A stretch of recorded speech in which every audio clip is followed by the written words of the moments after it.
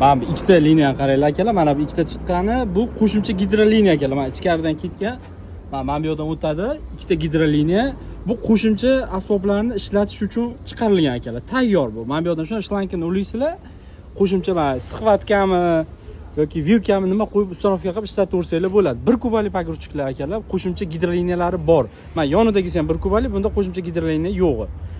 Mana bunda tayyor gidroliniya ishlatilgan akalar. Bu chilisnoy kovush, jag' ochib yopiladigan JCB kovush deydi. O'shandan qo'yilgan mana. Ko'rasizlar, mana gidroliniya kelgan, mana bu yerdan ulangan. Mana o'sha tayyor buniki.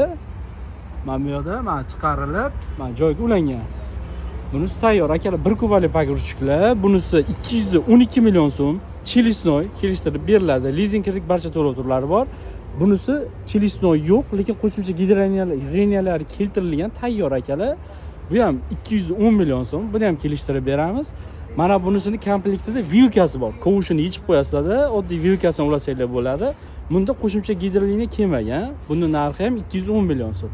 Keyin mana bu yerda kichkina kabinaligi bor, mana. Kabina balandligi 230 chiqadi. Bu ham 1 kubik. Buni motor, korobka, shassi, hamma chasti mana bular bilan bir xil motor, bir xil korobka qo'yilgan. Faqat kabinasi past qo'yilgan. Ko'tarish, yuk ko'tarishlargacha, ko'rish razmerlargacha bular bilan bir xil. Buning narxi 205 million so'm.